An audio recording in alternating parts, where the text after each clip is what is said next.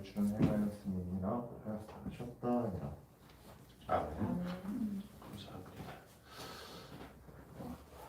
자꾸맣게 나왔네. 복 받는 비결. 왜 저렇게 작아졌지? 예, 지난주 설교의 주제는 노아였죠. 노아는 인류의 중시조로서 아주 중요한 의미가 있는 그러한 인물이라는 말씀을 드렸습니다. 근데 구약에 나오는 인물들 가운데 중시조는 아니지만 노아 못지않게 중요한 인물, 그게 바로 믿음의 조상 아브라함입니다. 특히 지난주 설교의 주제였던 순종의 믿음으로 보자면 아브라함, 노아와 쌍벽을 이룰 정도로 순종의 대명사였던 그런 인물이죠. 그래서 오늘은 아브라함을 통해서 순종의 믿음에 대해서 말씀드리려고 합니다. 그는 본문에서 말씀하시듯이 하나님으로부터 큰 복을 받았습니다. 노아는 인류가 완전히 멸절되는 상황에서 유일하게 살아남은 사람이겠죠. 물론 직계 자녀들과 함께 살아남았습니다만 그것만 해도 큰 복이죠. 우리 어른들 가운데 이제 지금 그 정도의 어른들 별로 생존해 계신 분들 안 계시지만 6.25 전쟁을 겪었던 분들의 간증을 들어보면 공산군이 온 마을 사람들을 모아서 무차별 학살을 할 때 거기서 살아남았다 이러한 이야기를 자주 듣습니다. 퇴각하던 공산군들이 마을 주민들을 모아놓고 교회에 모아놓고 불을 지르기도 했고요. 그리고 이제 기관총을 난사해서 모두 죽이는데 그 가운데 살아남을 수 있었다면 그야말로 이 기적적인 일이죠. 그가 하나님의 자녀라면 자신이 살 수 있었던 것을 하나님의 섭리로 받아들이고 그 은혜에 감사하며 간증할 그런 일입니다. 하지만 그것은 순간적으로 벌어진 일이었고요. 노아는 무려 120년 동안이나 철저하게 준비해서 살아남은 사람이었잖아요. 근데 그 감정의 깊이가 다르겠죠. 어쨌든 살아남은 것 자체가 큰 복이 되는 거죠. 그렇다면 오늘 말씀의 주인공인 아브라함은 어떠한 믿음으로 어떠한 복을 받은 것일까? 오늘 그 말씀을 드리려고 합니다. 이 말씀을 통해서 영적으로 큰 도전을 받고요. 지난주에 말씀드린 노아의 복보다 오늘 아브라함보다 더 큰 복을 소망하고 기대하시기를 축복합니다. 그러려면 노아와 같이 오랜 세월 묵묵히 순종하는 믿음과 또 아브라함과 같이 즉각 순종할 수 있는 믿음이 우리에게 모두 필요합니다. 아브라함은 데라가 70세에 낳은 아들입니다. 라울과 하란의 형입니다.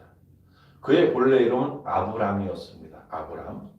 아브람은 큰아버지라는 뜻인데 반면에 이제 하나님께서 새로 주신 아브라함이라는 이름은 그 열국의 아버지라는 뜻입니다. 그 이름이 의미하는 그 범위, 스케일이 넓고 커지게 된 것이죠.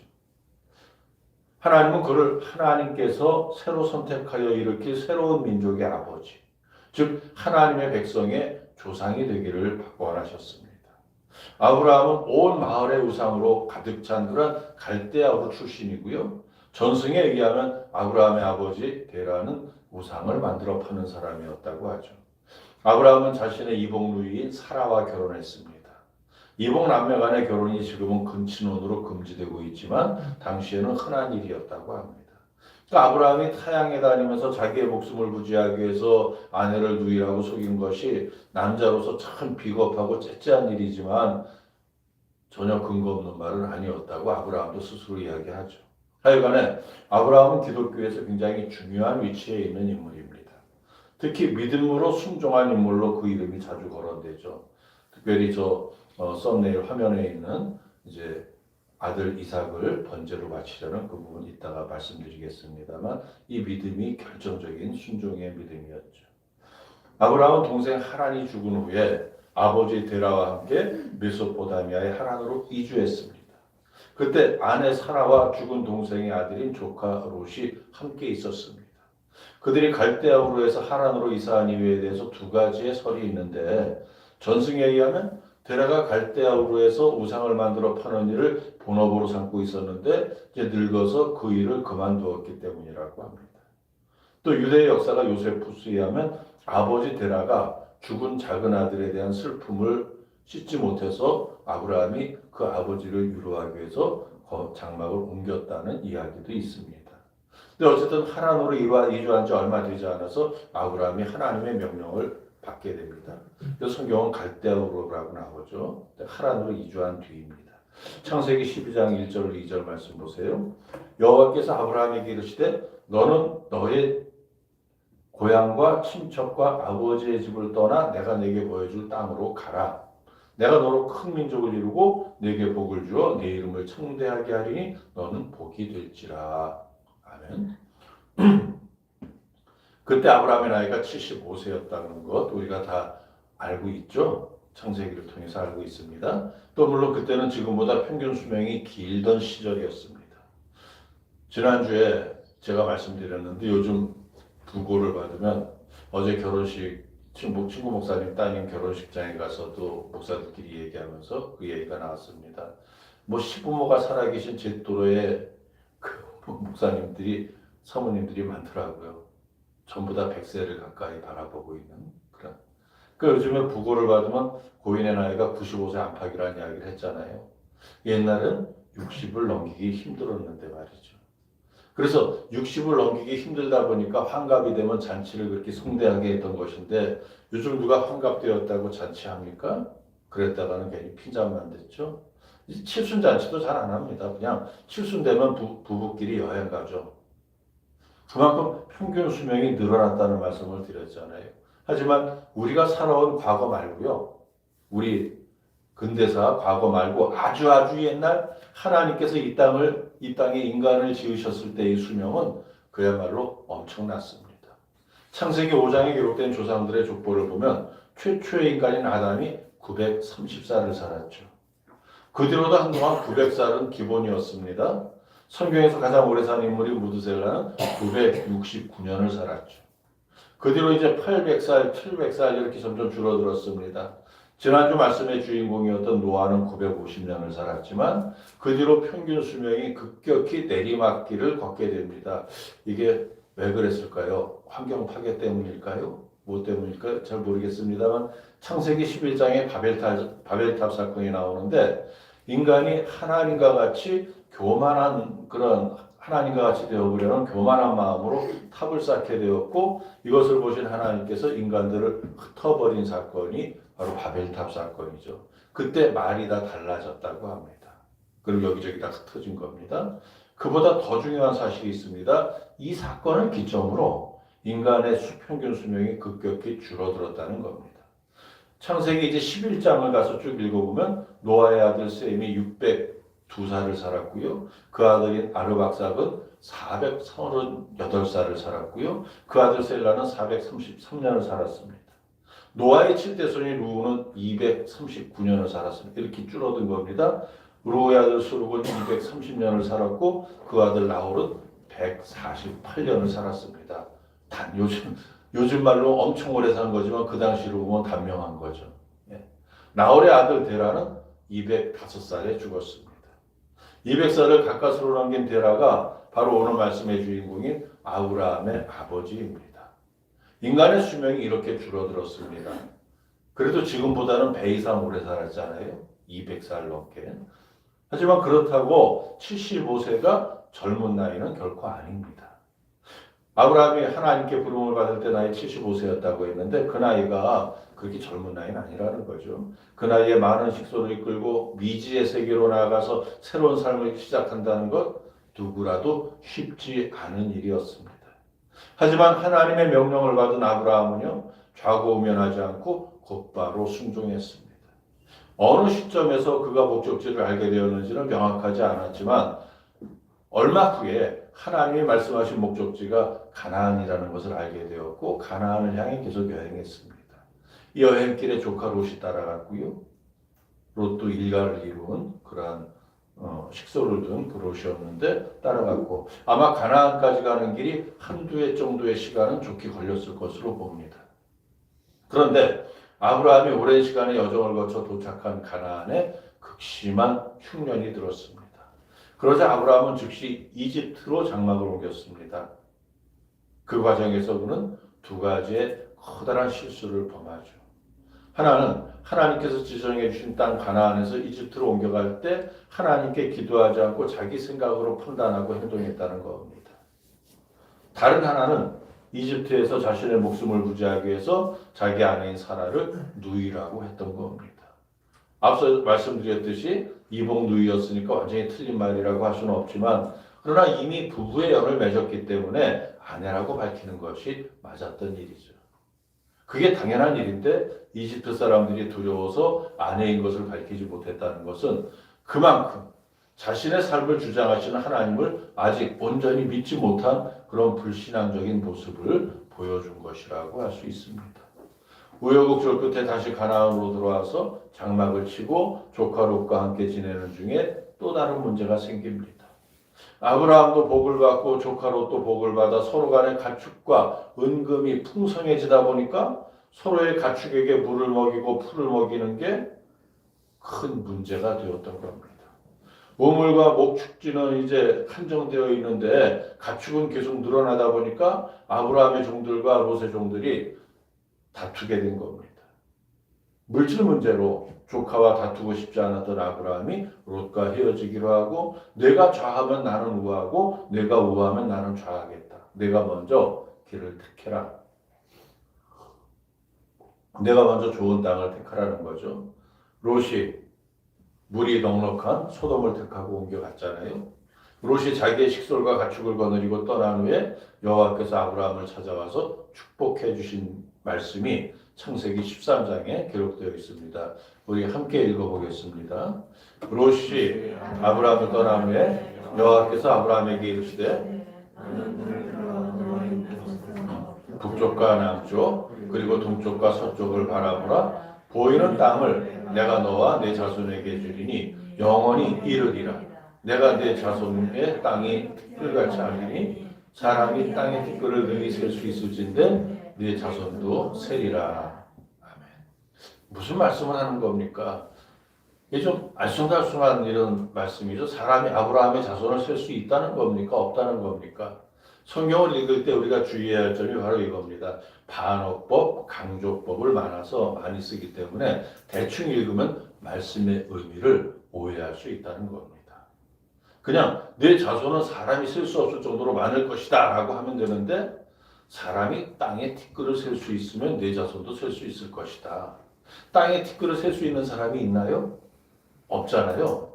그러니까 아브라함의 자손도 셀 수 없다는 말씀인데 이걸 왜 이렇게 복잡하게 말씀하실까? 강조하기 위해서죠. 이만큼 어마어마한 큰 복을 아브라함에게 주셨다. 그겁니다. 이것은 아브라함의 믿음에 대한 칭찬이며 땅과 자손의 복에 대한 견고한 약속입니다. 땅은 물질을 의미하죠. 자손의 복은 가문의 번성을 의미합니다. 당시 중근동 지역이나 우리나라나 옛날 사람들이 최고로 치는 복이 가문의 번성이었잖아요. 그보다 큰 복은 없습니다. 그러니까 하나님이 아브라함에게 최고의 복을 주시겠다고 약속하시면서 그 가문이 충분히 먹고 살 만한 땅, 즉 재물까지 주겠다고 약속하신 겁니다. 이러한 복의 근거가 무엇입니까? 조카 롯과 헤어질 때 통 크게 양보했던 그것은 땅의 재물이 연연하지 않겠다는 의지의 표현이면서 다른 말로 하면 그것은 나를 인도하시는 하나님을 나는 믿기 때문에 내가 먼저 좋은 곳을 택해도 나는 아무 문제가 없다. 하나님께서 나와 함께 하신다. 그 믿음의 결단에 대해서 하나님께서 응답해 주신 것이죠. 요즘 세상이 왜 이렇게 시끄럽습니까? 아까 전도사님도 기도하면서 기도했지만 정말 어느 하나 제대로 된 구석이 없는 이러한 세상이잖아요. 이유는 간단합니다. 사람들이 땅의 것에 집착하기 때문에 그렇습니다.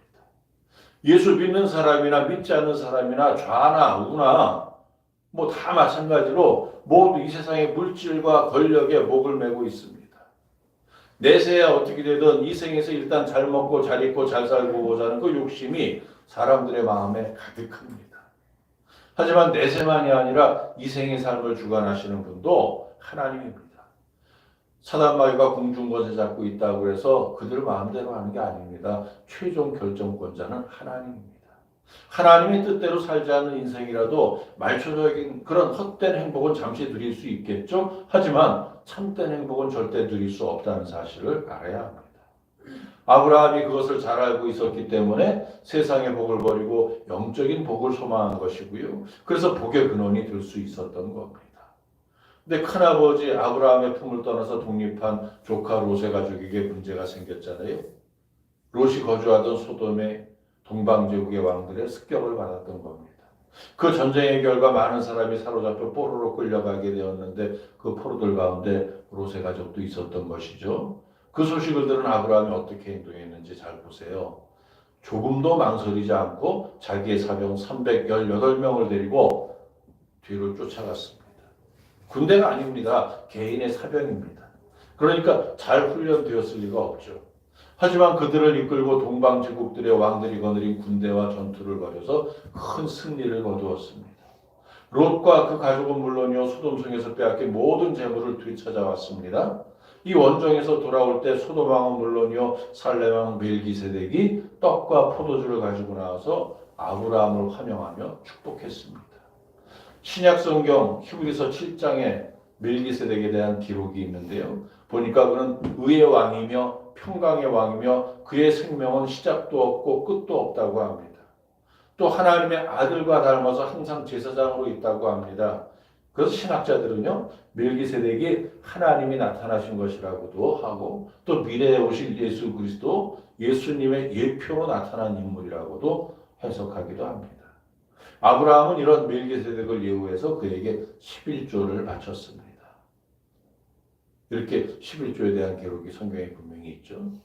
이렇게 조카 롯을 구출하는 사건에서 보여준 아브라함의 결단력과 용기는 정말 대단한 것이었습니다. 이집트에서는 목숨이 두려워서 아내를 누이라고 속이던 비겁한 모습을 보였었는데, 근데 전쟁 포로로 끌려가는 조카와 그 가족을 구하기 위해서는 좌고우면하지 않았습니다. 즉각적으로 행동했죠. 그 이유가 무엇일까요? 죽은 동생의 아들인 조카에 대한 사랑과 책임감도 있었겠죠. 그러나 그게 답은 아닙니다. 아내인 사라도 아브라함은 그 누구보다도 사랑했을 것이기 때문에. 정답은요, 그동안에 그만큼 아브라함의 신앙이 깊어진 것이라고 할 수 있는 거죠. 그는 75년을 우상 속에서 살았습니다. 늦은 나이에 하나님의 부름을 받았습니다. 단번에 응답하고 순종했지만 단번에 온전한 믿음이 들어갔으리라고는 보기 힘듭니다. 그러니까 초반에는 영적인 실수가 있었던 거죠. 아직 하나님을 신뢰하는 법을 몰랐거든요. 분명히 믿음은 있었습니다. 어영부영하고 우물쭈물하는 믿음이 아니라 즉각 순종하는 믿음, 그 믿음이 있었습니다. 그러나 그 믿음의 저변은 아직 약했던 것이죠. 그러니까 여전히 인간적인 두려움이 있었고 그 두려움에서 벗어나기 위해서 하나님을 신뢰하기보다 인간적인 방법으로 꼼수를 쓸 생각이 먼저 들기도 했던 것이고요. 하나님이 지시하신 땅에 가뭄이 들자 바로 이집트로 간 것이나 아내를 누이로 속인 것이나 모두 믿음의 성장 과정에서 나온 두려움의 결과물들이었던 겁니다. 우리 중에도요, 늦게 믿기 시작한 분들, 막 이런 경험들, 분명히 내가 믿는데 내 행동이 믿음에 반하는 행동이었을 때 그런 경험들 많이 하셨을 겁니다. 그게 점차 줄어드는 것을 성화의 과정이라고 하죠.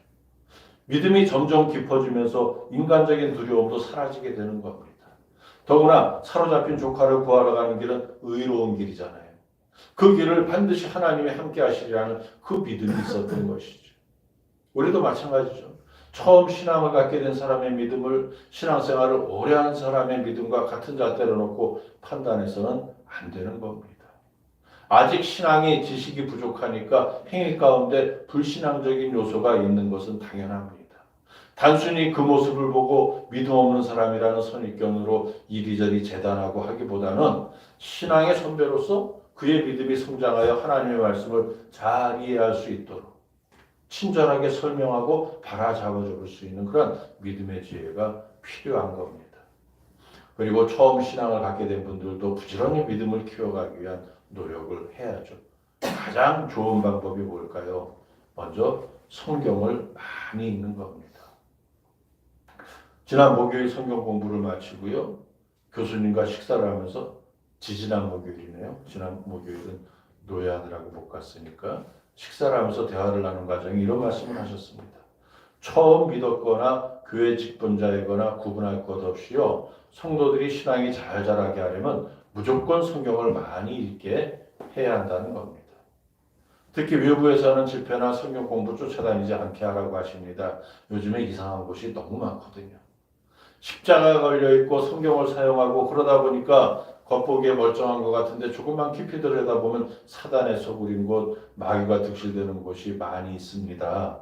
문제는 웬만한 영적 분별력이 없다면 그것을 처음부터 구분하기 힘들다는 겁니다. 사단의 종이 음흉한 속내를 감추고 천사와 같이 인자한 얼굴을 하고 있기 때문입니다. 말씀의 검을 들고 때를 얻든지 못 얻든지 항상 기도하는 성도가 되어야 천사와 사단을 구분할 수 있는 그러한 영적 분별력을 가질 수 있습니다. 그러기 위해서 우리는 늘 성경을 많이 읽어야 되는데요. 지난 화요일 날 화성에 제가 갔었습니다. 그 화성에 가서 양미동 목사라는 분을 만나서 목요일 우리 교회에 가입을 시켜드리기 위해서 갔는데 장애인입니다. 양미동 이름 숫자 치면 네이버부터 뭐 새롭게 하소서라든가 무슨 간증 프로그램 기독교 방송에 다 나온 분입니다. 그리고 대통령 국민 포장도 받은 분입니다. 근데 그분을 만나서 이야기하는데 그 구체적으로 제가 한번 다시 정리해서 이야기할 것이고요. 그분이 안양교도소를 지금 몇십 년째 선교하고 있는데 안양교도소에서 그 재소자들을 회심시키는 방법이 성경을 필사시키는 겁니다. 성경 필사. 신약 한 권을 필사하면 5만 원을 준답니다. 구약 한 권을 필사하면 또 5만 원을 준답니다. 그래서 신구약을 다 필사하면 15만 원을 더 주면서 그 필사한 것을 성경 합본을 만들어 준답니다. 믿지 않는 그러한 장애인, 마약, 깡패 이런 사람들이요. 그 5만 원이 그 교도소의 물가는 10분의 1이랍니다. 세상에서 말하면 50만 원이에요. 그 정도의 가치가 있다는 거죠. 그 영치금 5만 원을 받기 위해서 성경을 쓰는 겁니다. 그 10만 원 받기 위해서. 그리고 15만 원 더하면 25만 원이잖아요. 그럼 세상 돈으로 보면 250만 원이 되는 겁니다. 그걸 받기 위해서 성경을 쓰는데 거의 70% 80%는 이 성경을 쓰는 과정에서 신앙을 갖게 된다는 겁니다. 그래서 주님을 믿게 되는 그러한 역사가 일어난답니다. 성경이 그만큼 아주 놀라운 힘을 가지고 있습니다. 굳이 제가 여러분께 성경을 필사하라고까지는 말씀 안 드리겠습니다만 그저 성경을 많이 읽으세요. 그러면 삶에 복이 됩니다. 유익이 됩니다. 다시 아브라함의 이야기로 돌아갑니다. 평온하던 그의 삶에 현실적으로 심각한 문제가 다가오고 있었습니다. 하나님이 분명히 자손을 주겠다고 약속하셨는데 세월이 흘러도 약속이 성취될 기미는 보이지 않고 아브라함과 사라는 점점 나이만 먹어갑니다. 이럴 때는 또 여자가 용감하죠. 또 현실적입니다. 사라가 결단을 내려 자기 몸종을 아브라함에게 내줍니다. 그러나 그것은 하나님의 뜻이 아니었습니다. 아브라함에게 아직 이를 분별할 믿음이 없었습니다. 그래서 못 이기는 척 아내의 말을 들어서 아내의 몸종 하갈에게서 아들을 낳았죠. 그게 이스마엘이잖아요. 그 이름은 하나님께서 들으셨다는 의미입니다. 이스마엘은 아람 민족의 조상이 되죠. 그의 후손들이 만든 종교가 이슬람이고요. 그들을 무슬림이라고 부르고요. 과격 이슬람 무장단체들이 세계 곳곳에서 무자비한 테러를 자행하고 있으니까 결국 아브라함 한 사람이 저지른 불신앙으로 후세의 인류가 혹독한 대가를 치르고 있는 겁니다. 아브라함이 이스마엘을 낳을 때의 나이가 86세였습니다. 이스마엘로 인한 사라와 하갈의 갈등 등 이러한 가정 불화를 겪기도 했지만 그러나 아브라함의 믿음은 그런 대로 이제 잘 성장하고 있었습니다. 근데 그가 99세가 되던 해 다시 하나님이 아브라함을 찾아오셨죠. 그리고 그의 이름을 비로소 아브라함에서 큰아버지, 롯의 큰아버지, 그 아브라함에서 아브라함으로 바꾸어 주셨습니다. 또 아내 이름도 사라에서 사라로 바꾸어 주셨죠. 그리고 하나님의 명령에 따라서 모든 남자가 할례 의식을 거행했습니다. 그 후에 하나님이 다시 오셔서 내년에 아들을 주겠다 말씀하셨죠. 그러면서 뜻밖의 말씀을 하셨습니다. 죄악이 가득한 소돔과 고모라를 징벌하겠다는 말씀이었죠. 근데 거기 누가 있습니까? 사랑하는 조카 롯과 그 가족들이 있잖아요. 그러니까 아브라함이 하나님께 은혜를 베풀어 주실 것을 간청합니다. 하나님께 끈질기게 매달린 끝에 소돔 성읍에 의인 10명만 있으면 그 성을 멸하지 않겠다는 약속을 받아냈습니다. 그러나 소돔 성에는요, 의인 10명이 없었습니다. 안타까운 일이죠. 과연 지금 이 나라에는 있을까요? 모르겠습니다. 결국 악인으로 가득한 소돔과 고모라의 유황과 불이 소낙비처럼 쏟아지게 되었습니다. 그러나 다행스럽게 아브라함의 조카 롯은 구원을 받게 되죠. 창세기 19장 29절 보세요.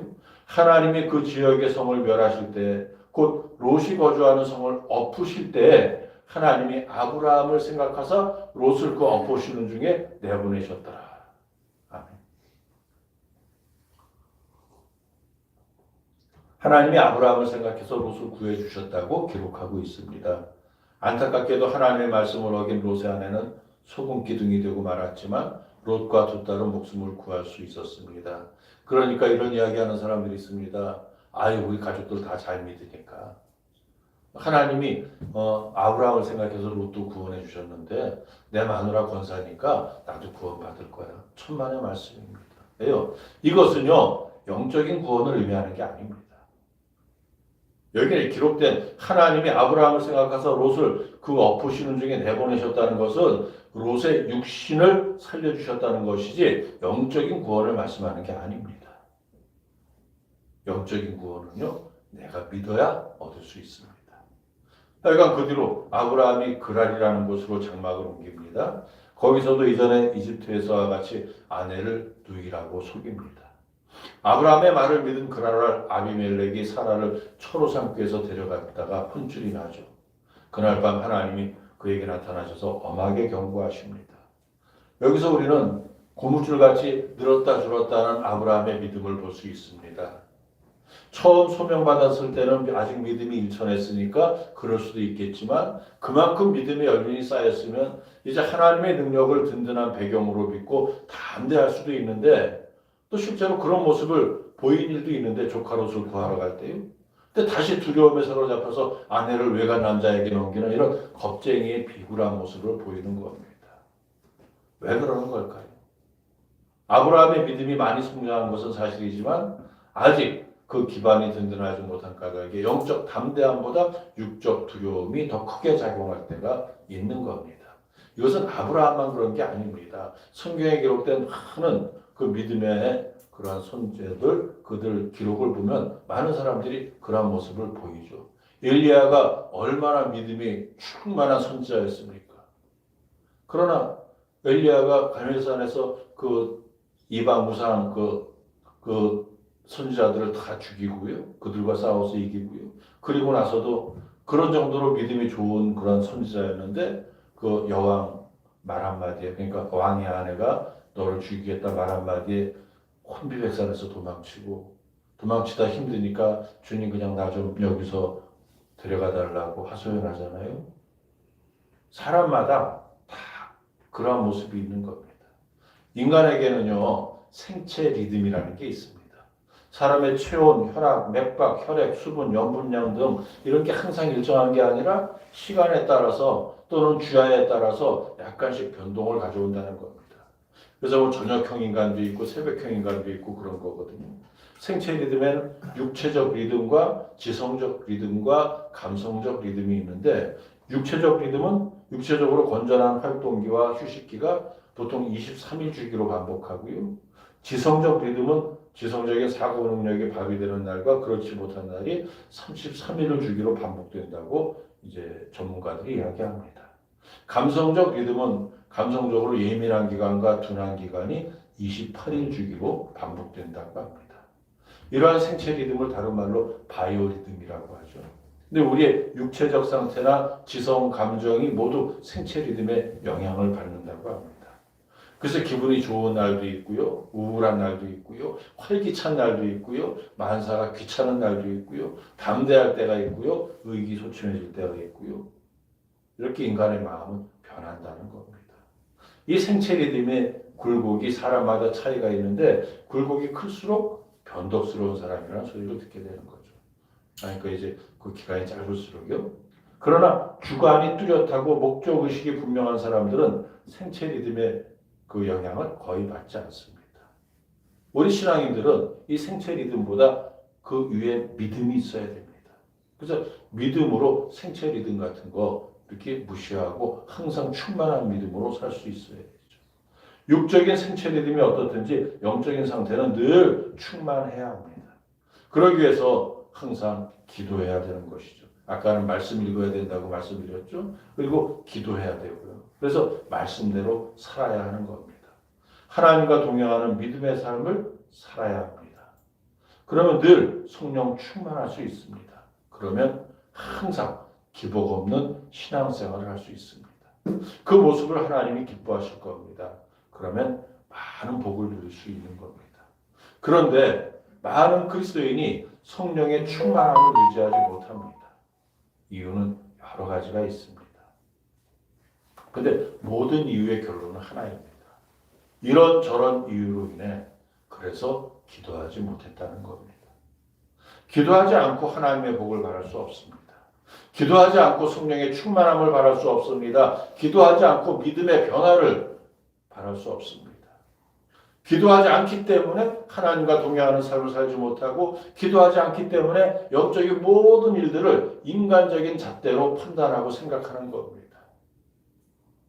기도하지 않기 때문에 성령 충만한 삶을 유지하지 못하는 겁니다.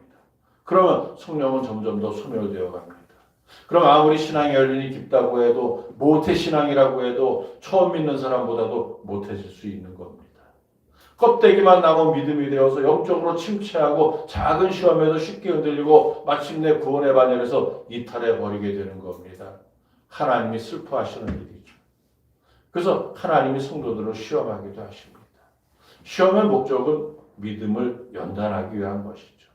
앞에서 본 바와 같이 아브라함의 신앙도 기복이 굉장히 심한 편이었습니다.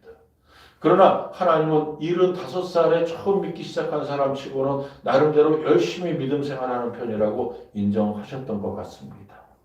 그래서 때로는 아브라함을 시험하기도 하시지만 결국 믿음을 주시고 은혜 베푸시고 축복의 약속을 하시고 또 지켜주십니다. 드디어 아브라함의 나이 100살에 아들을 얻게 되잖아요. 본처인 사라가 낳은 아들, 사라의 나이도 90세였죠. 아이의 이름을 이삭이라고 지었습니다. 이삭은 웃음이라는 의미입니다. 하나님이 나를 웃게 하셨다는 겁니다. 1년 전에 하나님께서 아브라함에게 아들을 약속하실 때 장막 밖에서 듣고 있던 사라가 웃었거든요. 하나님이 턱없는 말씀을 하신다고 생각했기 때문에 어이가 없어서 웃었던 겁니다. 근데 정말 아들을 낳았던 거죠. 이 부부의 기쁨이 얼마나 컸겠습니까? 또 얼마나 웃음이 났겠습니까? 여자 나이 90에 낳은 아들. 근데 이삭이 제법 많이 자랐을 때 하나님께서 아브라함에게 청천벽력과 같은 명령을 내리시잖아요.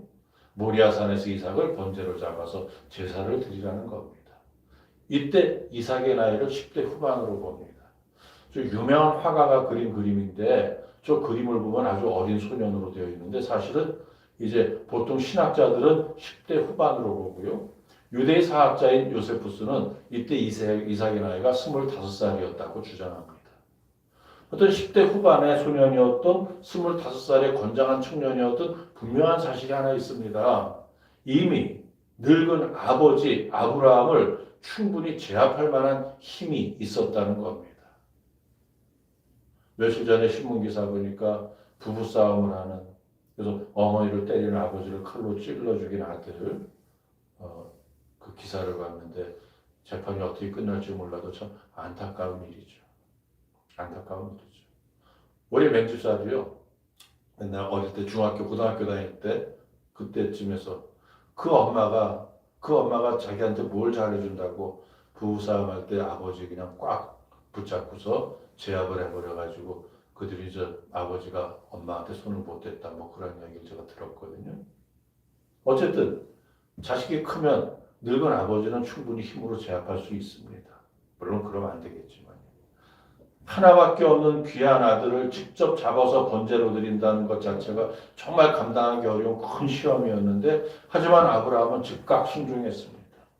아침 일찍 이삭을 데리고 모리아산으로 갑니다. 사흘 동안 걸어야 하는 길입니다. 어차피 먼 길이니까 좀 여유 있게 준비하고 아들에게 마지막으로 맛있는 것도 좀 해먹이고 엄마와 작별할 시간도 주는 게 좋잖아요. 근데 아침 일찍 떠났습니다. 왜 그랬을까요? 어느 큰 교회 목사님이 설교하시는데 아내인 사라가 반대하는 것을 막기 위해서 아내가 일어나기 전에 일찍 떠났다. 이러한 이야기를 하더라고요. 뭐 그럴듯한 이야기입니다. 하지만 그보다는요. 하나님께 적극적으로 순종하는 모습을 보여주기 위한 것이라는 그 해석이 더 맞을 겁니다. 하나님의 말씀에 무조건 순종을 위한 결의를 찬 모습을 보여드리기 위해서 이른 아침에 길을 나섰다는 겁니다. 어제 그 목사님 한 분 아들, 이제 딸이 이렇게 결혼을 해서 목사님들이 어제 결혼식장에 강남에서 했어요. 그 9층에서 그 야외 결혼식 했는데 멋있더라고요. 옥상에서요. 그런데 우리는 이제 7층에서 식사를 하면서 1시간 전에 가서 식사하고 결혼식 끝까지 참석했습니다. 야외 결혼식 너무 멋있어서. 거기 이렇게 커플 뭐 사진 포토샵, 포토 뭡니까? 이거 만들어놔서 사진을 이렇게 찍고요. 우리 부부는 안 찍었습니다만.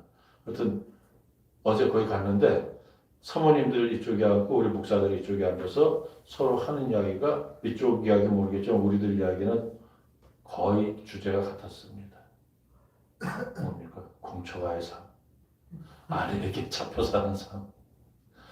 옛날에는 안 그랬는데 나이 60 전후가 다 되다 보니까 이제 아내 목소리가 조금만 커져도 눈치 봐야 되고 불안해지고 그런 삶에 대해서들 나누면서 한참 웃었던 기억이 있습니다. 그러니까 이제 아내가 반대할까봐 아들을 이제 일찍 데리고 갔다는 말도 전혀 근거 없는 말은 아니라고도 볼 수 있지만 이제 그렇다는 이야기고요. 어쨌든 그 사흘 길을 걸어서 모리아산에 도착해서 이삭을 단 위에 올렸습니다. 앞에 말씀드렸잖아요. 충분히 아버지 제압할 수 있습니다. 아니 지금 아버지 노망나셨나? 아니 내가 양으로 보입니까? 아니 제발 정신 좀 차리세요. 이렇게 반항하거나 목숨을 지키기 위해서 도망칠 수 있는 나이죠. 근데 이삭은 순종했습니다. 마치 제물로 바쳐지는 양처럼 제단 위에 얌전히 앉았습니다. 물론 당시 아브라함과 이삭의 자세한 속사정은 성경에 기록되지 않았기 때문에 마음대로 추측할 수 없는 일이지만 분명한 사실은 아브라함 못지않게 이삭의 순종도 하나님께서 기쁘게 받으셨을 것이라는 사실입니다. 아브라함이 아들을 향해 칼을 들었을 때 하나님께서 다급하게 말리셨잖아요. 그리고 아브라함의 믿음을 칭찬하시고 미리 준비하신 수량을 보여주시고 그것을 제물로 쓰게 하셨습니다. 아브라함이 그 땅의 이름을 여호와 이레, 하나님께서 준비하셨다. 여호와의 산에서 준비되었다. 이것이 아브라함이 하나님의 마지막 시험에 통과하는 모습입니다. 하나님은 다시 한번 아브라함에게 축복을 약속하셨습니다. 그게 바로 오늘 본문 말씀입니다. 그 후에 아브라함은요, 후처를 얻어서 많은 자녀를 낳고요, 175세까지 편한 여생을 누리다가 열조에게로 돌아갔습니다. 이제 평균 수명이 100년대로 줄어든 것이죠. 이게 대략적으로 훑어본 아브라함의 일생입니다. 그의 삶을 통해 우리가 배워야 될 믿음의 가치는 무엇일까요? 아브라함이 어떠한 복을 누렸는지 보세요. 창세기 12장에서 하나님이 아브라함을 처음 부르실 때 그에게 큰 민족을 이루게 해주겠다고 하셨습니다. 복을 주어 이름을 창대하게 하겠다고 하신 그 말씀을 믿고 순종했습니다. 그리고 오늘 본문은 아들 이삭을 번제로 드리라는 말씀에 순종한 후에 말씀하신 약속입니다. 복의 약속. 쉬운 성경으로 우리 함께 읽겠습니다. 내가 분명히 너에게 네 자손은 하늘의 별처럼 바닷가의 모래처럼 많게 될 것이며 네 자손은 원수의 손들을 정복하게 될 것이다. 내가 나에게 복종하였으므로 네 자손을 통해 땅의 모든 나라들의 복을 받을 것이다. 아멘.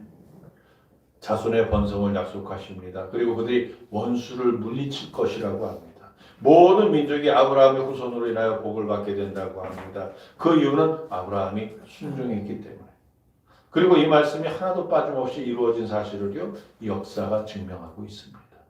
하나님이 아브라함을 부르신 후에 여러 차례 복을 주겠다고 약속하셨는데 오늘 주신 말씀은 그 모든 축복의 결정판과 같은 말씀입니다.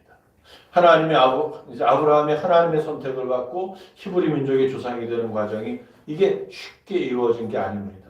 많은 우여곡절이 있었고요. 앞에 쭉 말씀드린 것 같이 변덕스럽게 믿음의 굴곡도 있었습니다.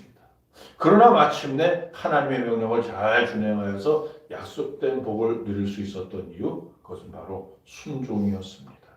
순종은 성도에게 가장 중요한 영적 가치 가운데 하나입니다. 하나님은 당신의 말씀에 순종하는 자녀를 기뻐하고 복 주십니다. 그러나 순종하지 않는 자는 싫어하십니다. 순종을 위해서 필요한 게 믿음입니다. 그 믿음과 순종은 한 쌍입니다. 그 가치는 정비례합니다. 주님의 말씀에 순종하면 주님의 능력도 주시고 지혜도 주시고 큰 복도 주십니다. 믿음과 순종이 복받는 비결인 사실을 믿고 그 믿음으로 순종하는 우리 미수가족들 다 되시기를 주님의 이름으로 축원해 드립니다. 기도드립니다. 하나님, 이렇게 악한 세상을 살면서 믿음을 지킨다는 것이 얼마나 힘든 일인지 모릅니다. 그러나 우리에게 믿음보다 더 중요한 가치가 없다는 사실을 알고 항상 믿음의 경주를 하며 하나님의 말씀에 순종하는 삶이 되게 하여 주옵소서. 아브라함의 믿음이 순종으로 드러난 것처럼 우리의 믿음도 하나님 앞에 드러나서 하나님께 기쁨을 드리고 영광을 드리고 큰 복을 받아 누리는 그 인생이 되게 하옵소서. 원하옵고 예수님의 이름으로 기도하옵나이다. 아멘. 예, 우리 앞뒤로 인사 나눌까요? 순종하고 복 받으세요. 순종하고 복 받으세요. 감사합니다. 하나님께 드린 예물 이제 봉헌하면서 우리 봉헌송 함께 드리겠습니다.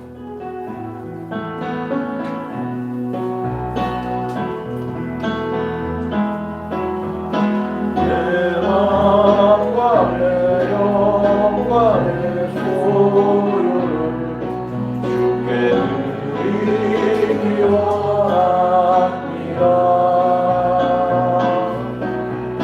주여 내 모든 것을 받으시고 하소서. 나비로 나도 선한 자라여도 주께서 나를 지시며 나의 가진 모든 것을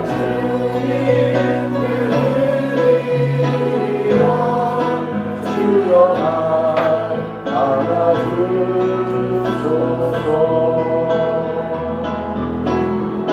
내 마음과 내 영과 내 소유를 주께 드리기 원합니다.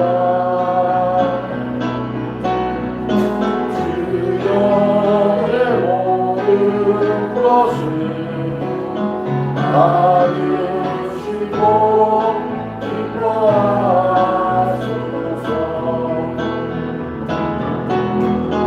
나비로 낫고 선한 자라 하여도 주께서 받으시며 나의 말이 모든 것 주님께 드리리라. 주여 나를 받아주소서. 부족하고 연약한 백성들을 만세전의 자녀로 택하시고 1만 가지가 넘는 온갖 복을 베풀어 주신 하나님 아버지께 감사와 영광을 올려드립니다. 오늘도 거룩한 주일에 성전에 나와 몸과 마음과 정성을 모아 예배하게 하시니 감사드립니다. 이 예배를 받으시고 성결하여 드리는 예물도 흠양하여 주옵소서. 감사의 예물을 드리는 영혼들, 감사할 일이 날마다 이어지는 복을 더하여 주시옵기를 간절히 소원합니다. 주일마다 드리는 주일원금을 받으시고 변함없는 사랑으로 우리의 삶을 보살펴 주시길 원합니다. 일용할 양식을 주시는 은혜에 감사하여 정성으로 모아드리는 성미를 받아 주었고 더 풍성한 양식을 허락하여 주옵소서. 주님은 저희에게 교회를 주시고 가정을 주시고 일터를 주시고 건강을 주시고 또 믿음을 주셨습니다. 저희도 주님을 경외하고 순종하는 삶을 통하여 복을 받고 더 많이 드려서 하나님의 기쁨이 되게 하옵소서. 이 모든 예물과 헌신이 하나님께 영광이 되고 주의 지경을 넓히는 일에 더 크게 기여할 수 있기를 간절히 소원하오니 이루어 주옵소서. 원하옵고 감사드리며 예수님의 이름으로 기도하옵나이다. 아멘. 자리에서 일어나셔서 죄송을 함께 드립니다.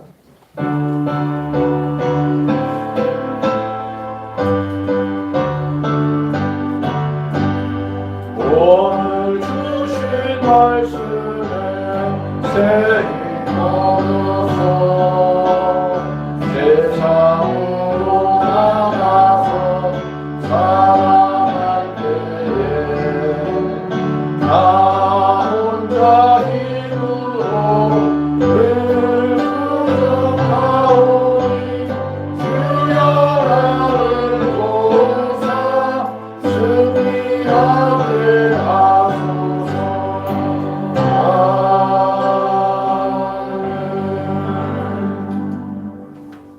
내 씨로 말미암아 천하 만민이 복을 받으리니 이는 내가 나의 말을 준행하였음이니라. 아멘. 지금 우리 주 예수 그리스도의 은혜와 하나님 아버지의 사랑과 보혜사 성령님의 내주 교통 감화 감동하심이 순종하는 믿음으로 하나님과 사람을 기쁘게 하기로 다짐하는 귀한 성도들과 주님이 세우시고 이끄시는 미소교회 위에 우리의 건강과 가정과 사업장과 회사와 학교와 병원과 모든 삶의 터전 위에 이 나라와 민족 위에 사랑하는 자매자들과 기도의 통역자들 위에 우리 주말에 생일맞는 집사님의 건강 위에 주의 긍휼을 구하는 환우들 위해 이제부터 영원까지 항상 함께 계실지어다. 아멘.